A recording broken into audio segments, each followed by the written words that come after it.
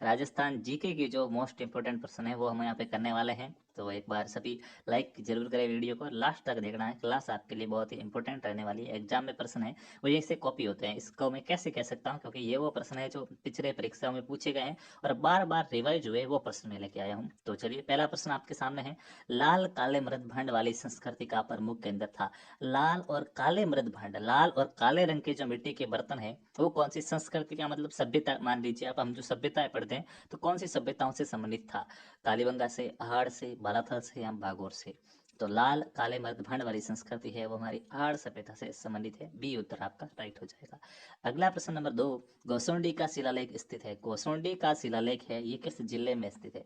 बारां में है, चित्तौड़गढ़ में है, भीलवाड़ा में या अजमेर। तो दोस्तों गोसुंडी का शिलालेख है ये अपने चित्तौड़गढ़ के अंदर है। बी उत्तर आपका राइट हो जाएगा। गोसुंडा चित्तौड़गढ़ में है गोसुंडी का शिलालेख। अगला प्रश्न आपके सामने है तीसरा। शरणवाई नगर किस नगर का ऐतिहासिक नाम है। कौन से शहर का पुराना नाम या ऐतिहासिक नाम, इतिहास में इसका नाम शरणवाही नगर भी मिलता है।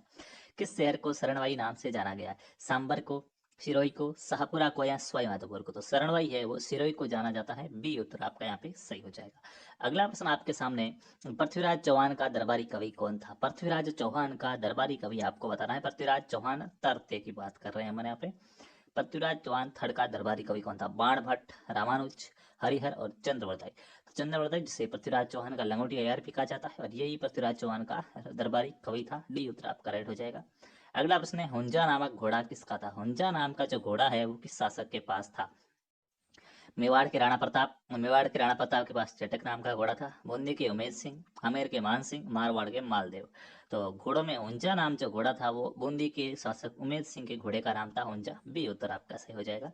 अगला प्रश्न नंबर 6। कौन सा ग्रंथ कुंभा द्वारा रचित नहीं है। कौन सा ग्रंथ है जो कुंभा के द्वारा रचित नहीं है। संगीत राज, संगीत मीमांसा, संगीत सोपन और शूड प्रबंध। तो कुंभा ने कौन सा ग्रंथ नहीं रचा है ये आपसे पूछा जा रहा है। तो यहाँ पे हमारा राइट आंसर हो जाएगा संगीत सौपन है, ये कुंभा के द्वारा रचित ग्रंथ नहीं है। अगला प्रश्न आपके सामने। डूंगरपुर राज्य में गोइल राजवंश का संस्थापक कौन था। डूंगरपुर राज्य के अंदर गोइल राजवंश की स्थापना किसने की थी। राजकरण ने, आसकरण ने, सामंत सिंह ने या उदय सिंह ने। तो जालौर वालों ने आक्रमण किया था मेवाड़ पर और मेवाड़ का शासक सामंत सिंह हार जाता है और हार के फिर वो डूंगरपुर में जाके वहां पे अपने राज्य की स्थापना करता है। तो सी आंसर राइट है, सामंत सिंह। अगला प्रश्न है। हुड़ा सम्मेलन का उद्देश्य क्या था। हुड़ा सम्मेलन हुआ था भीलवाड़ा के अंदर। इस सम्मेलन का उद्देश्य क्या था। अंग्रेजों के बढ़ते प्रभाव को रोकना, मुस्लिम आक्रांताओं से राज्य को बचाना, मराठों के बढ़ते हस्तक्षेप को रोकना या इनमें से कोई नहीं। तो हुरडा सम्मेलन का जो उद्देश्य था वो मराठाओं के बढ़ते हस्तक्षेप को रोकना। राजस्थान में मराठा बहुत ज़्यादा हस्तक्षेप करने लगे थे तो उनको रोकना, उनके विरोध में एक मंच बनाना इसका उद्देश्य था। अगला प्रश्न नंबर 9। किस शासक को कलयुग का कर्ण कहा जाता है। वो कौन सा शासक है जिसको कलयुग का कर्ण कहा जाता है। राव लोणकर्ण, जसवंत सिंह, राय जय सिंह और राणा संगा। एक तो होता है राजपुताना का कर्ण। राजपुताना का कर्ण किसे कहते हैं ये आपको कमेंट बॉक्स में लिखना है। आज का आपका ये उत्तर है। और कलयुग का कर्ण मैं आपको बता दूं, राव लोणकर्ण को कहा जाता है। ये उत्तर आपका सही है। अगला प्रश्न आपके सामने है। महाराजा सूरजमल का अन्य नाम कौन सा है। जो भरतपुर के शासक जाटों का प्लेटो कहा गया जिन्हें, महाराजा सूरजमल। इन सूरजमल का अन्य नाम कौन सा है। नाहर सिंह, रणजीत सिंह, रतन सिंह या सुजान सिंह। तो सुजान जी इनका नाम था। सुजान जी जाट, सूरजमल जाट। ठीक है, तो डी उत्तर आपका यहाँ पे राइट हो जाएगा। अगला प्रश्न आपके सामने। 1803 में अंग्रेजों के साथ संधि करने वाले अलवर राज्य के शासक का नाम बताओ। 1803 के अंदर अलवर ने अंग्रेजों के साथ संधि कर ली थी। उस समय अलवर का शासक कौन था। प्रताप सिंह, बख्तावर सिंह, रणजीत सिंह या जय सिंह। तो 1803 में जब अंग्रेजों ने संधि की थी अलवर राज्य के साथ तो उस समय यहाँ के शासक बख्तावर सिंह जी थे। बख्तावर सिंह जी ने संधि की थी। बी उत्तर राइट हो जाएगा। अगला प्रश्न है। शेखावटी ब्रिगेड का मुख्यालय कहाँ था। शेखावटी ब्रिगेड है इसका मुख्यालय कहाँ पे था। फतेहपुर के अंदर, खेतड़ी में, झुंझुनू में या सीकर के अंदर। तो शेखावटी ब्रिगेड के बारे में आपसे पूछा जाए जब भी तो आपको याद रहना चाहिए शेखावटी ब्रिगेड का जो अपना मुख्यालय है ये झुंझुनू के अंदर है। सी उत्तर राइट हो जाएगा। अगला प्रश्न नंबर 13 आपके सामने है। 1835 में स्थापित जोधपुर लीजियन का मुख्यालय खाली जगह रखा गया। 1835 के अंदर अंग्रेजों ने जोधपुर लीजियन का गठन किया था। इस जोधपुर लीजियन का मुख्यालय कहाँ पे रखा था। नसीराबाद में रखा था, एरिनपुरा में रखा था, खेरवाड़ा में रखा था या नीमच में रखा था। तो दोस्तों 1835 में स्थापित जोधपुर लीजियन का मुख्यालय है वो एरिनपुरा, एरिनपुरा आता है पाली के अंदर। एरिनपुरा पाली में रखा गया था। ये भी अपने एक सैनिक छावनी थी। पी उत्तर राइट हो जाएगा। अगला प्रश्न नंबर 14 आपके सामने। 1857 की क्रांति के समय कोटा का शासक कौन था। ये भी वनपाल वनरक्षक वाले पेपर हुए थे, उनमें भी ये प्रश्न पूछे गए हैं। और भी जितने भी एग्जाम हुए सभी में ये प्रश्न पूछे गए हैं। तो 1857 की क्रांति के समय कोटा का शासक कौन था? महाराव राम सिंह प्रथम, महाराव राम सिंह द्वितीय, महाराव माधव सिंह फर्स्ट, महाराव उमेद सिंह फर्स्ट। तो महाराव राम सिंह द्वितीय है, ये उस समय शासक था। बी उत्तर राइट हो जाएगा। अगला प्रश्न है, कौन सा युग्म सही नहीं है? कौन सा युग्म है जो सही नहीं है? डोंगजी और ज्वार जी सिरोही से संबंधित थे, मेहराब खान कोटा से संबंधित था, जयदयाल कोटा से संबंधित था, खुशहाल सिंह है वो जोधपुर से संबंधित है। हालांकि आप करने को तो इसको खुशहाल सिंह कर लोगे, खुशहाल सिंह अहुआ से संबंधित है, जोधपुर से नहीं थे। लेकिन आपको पता होना चाहिए अहुआ उस समय जोधपुर का एक ठिकाना था, मारवाड़ रियासत का एक ठिकाना था अहुआ, तो ये जोधपुर से संबंधित हो गए। लेकिन डोंगजी और ज्वार जी है ना, ये खंडेला सीकर के थे, ये सीकर के थे। डोंगजी और ज्वार जी कहाँ के थे? सीकर के थे, ये सिरोही के नहीं थे। तो ऑप्शन ए आपका सही हो जाएगा, ये असुमेलित है, ए उत्तर सही हो जाएगा। ठीक है, अगला प्रश्न आपके सामने है, दयानंद सरस्वती के ग्रंथ सत्यार्थ प्रकाश का प्रकाशन कहाँ से हुआ था? दयानंद सरस्वती ने एक ग्रंथ लिखा है सत्यार्थ प्रकाश। इस सत्यार्थ प्रकाश की प्रिंटिंग कहाँ से हुई थी? तो देखिएगा, ये इन्होंने लिखा तो उदयपुर में बैठ के था। कहाँ पे लिखा था? उदयपुर में गुलाब बाग करके स्थान है, जो गार्डन है वहाँ पे बैठ के इन्होंने लिखा था। और इसकी प्रिंटिंग देखो, प्रिंटिंग वेदी के अंतरले वगैरह आपने नाम सुना होगा। तो प्रिंटिंग उदयपुर में तो थी नहीं, उसमें प्रिंटिंग थी अजमेर में, तो प्रिंट अजमेर से हुआ था। प्रकाशन कहाँ से हुआ था? अजमेर से हुआ था, लिखा उदयपुर में था। तो ए उत्तर आपका यहाँ पे राइट हो जाएगा।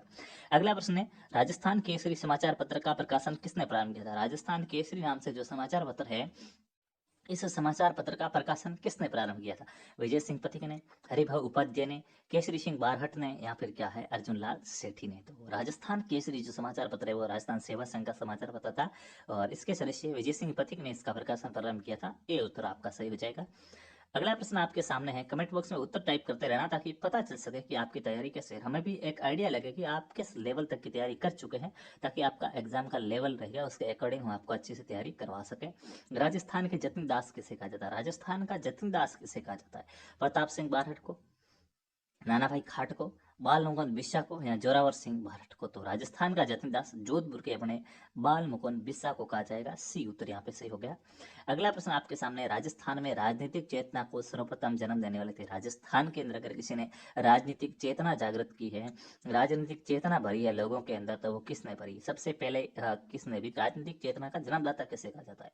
विजय सिंह पटेल को, अर्जुन लाल सेठी को, सेठ दामोदर दास को, या सहसमल बोहरा को? तो राजस्थान में राजनीतिक चेतना का जन्मदाता अर्जुन लाल सेठी को कहा जाता है। इन्होंने कहा था कि अगर सेठी नौकरी करेगा तो अंग्रेजों को भारत से बाहर कौन भगाएगा। जयपुर के अंदर इनकी पोस्टिंग हुई थी, गवर्नमेंट नौकरी इन्होंने छोड़ दी थी, और एक प्रकार से लोगों में जागृति फैलाई थी। बी उत्तर आपका राइट हो जाएगा। अगला प्रश्न आपके सामने है, प्रश्न नंबर 20, आधुनिक राजस्थान का निर्माता किसे कहा जाता है? जो वर्तमान में हमारा राजस्थान है, उस राजस्थान का निर्माता किसे कहा जाता है? आधुनिक राजस्थान के आपसे निर्माता पूछे गए हैं, जयनारायण व्यास, विजय सिंह पथिक, मोहनलाल सुखाड़िया, या भोगीलाल पांड्या? तो आधुनिक राजस्थान है, इसका निर्माता हमारे मुख्यमंत्री रहे थे मोहनलाल जी सुखाड़िया, इन्हें कहा जाता है। सी उत्तर राइट हो जाएगा। अगला प्रश्न आपके सामने, भारत छोड़ो आंदोलन के दौरान प्रजामंडल के अध्यक्ष थे? भारत छोड़ो आंदोलन के दौरान जयपुर प्रजा मंडल का पूछा गया है। भारत छोड़ो आंदोलन के दौरान जयपुर प्रजा मंडल के अध्यक्ष कौन थे? आपको बताना है साथियों, भारत छोड़ो आंदोलन हुआ था उस समय जयपुर प्रजा मंडल के अध्यक्ष कौन थे? क्योंकि जयपुर प्रजा मंडल ने इसमें भाग नहीं लेने की शर्त की थी। हीरालाल शास्त्री थे, कर्पूर चंद पाटनी थे, जमनालाल बजाज थे, या रामकरण जोशी थे? तो उस समय प्रजामंडल के अध्यक्ष, जयपुर प्रजामंडल के अध्यक्ष अपने शास्त्री जी थे, हीरालाल शास्त्री। ए उत्तर आपका सही हो गया।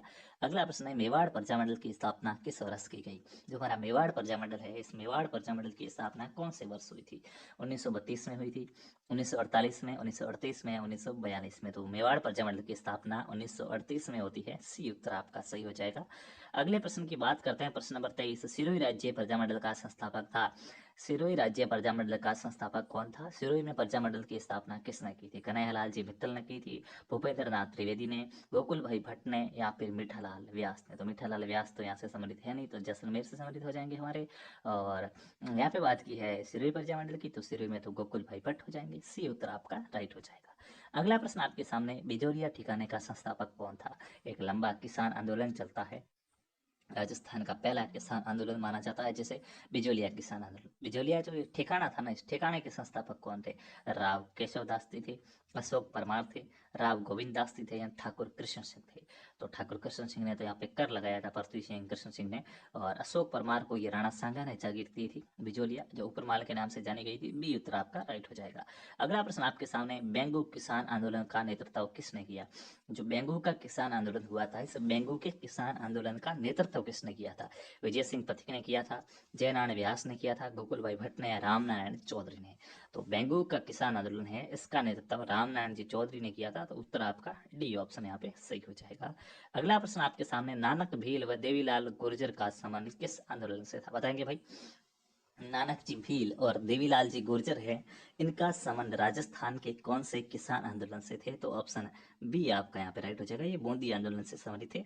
अगला प्रश्न है, सामाजिक सुधारक गोविंद गिरी का जन्म हुआ। गोविंद गिरी है जिन्होंने आदिवासी जातियों के अंदर, आदिवासी जनजातियों के अंदर जागृति लाने का काम किया था, समाज को सुधारने का काम किया, संत सभा वगैरह ऐसी कुछ स्थापना की थी। ये कौन से परिवार से संबंधित है? पंडित परिवार में इनका जन्म हुआ था, किसान परिवार में इनका जन्म हुआ था, बंजारा परिवार में इनका जन्म हुआ था, या जमींदार परिवार में इनका जन्म हुआ था? तो बंजारे, जो घूम घूम के काम करते हैं और अपनी चीजें वगैरह बेचते हैं। तो सी उत्तर राइट हो जाएगा, बंजारा परिवार से संबंधित है गोविंद गिरी। अगला प्रश्न है, बांसवाड़ा का मानगढ़ धाम किस समुदाय से संबंधित है? बांसवाड़ा का जो मानगढ़ धाम, जिसे जलियांवाला बाग हत्याकांड के समान उपमा दी जाती है, कई भील पुरुष और महिलाएं जिनको गोलियां लग गई थी और शहीद हो गए थे, ये मानगढ़ धाम बांसवाड़ा के अंदर है। यहाँ पे किस जाति के थे? तो मैंने कहा भील पुरुष, यानी कि भील जाति से संबंधित है बांसवाड़ा का मानगढ़ धाम। बी उत्तर आपका यहाँ पे राइट हो जाएगा। अगला प्रश्न आपके सामने है, किसके प्रस्ताव पर मत्स्य संघ नाम रखा गया? दोस्तों, हमारे राजस्थान का एकीकरण का प्रथम चरण, जिसका नाम मत्स्य संघ रखा गया, ये मत्स्य संघ क्यों रखा गया, किसके प्रस्ताव पर रखा गया? सरदार पटेल के प्रस्ताव पर, जमनालाल आजाद के प्रस्ताव पर, के एम मुंशी के प्रस्ताव पर, या हीरालाल शास्त्री के प्रस्ताव पर?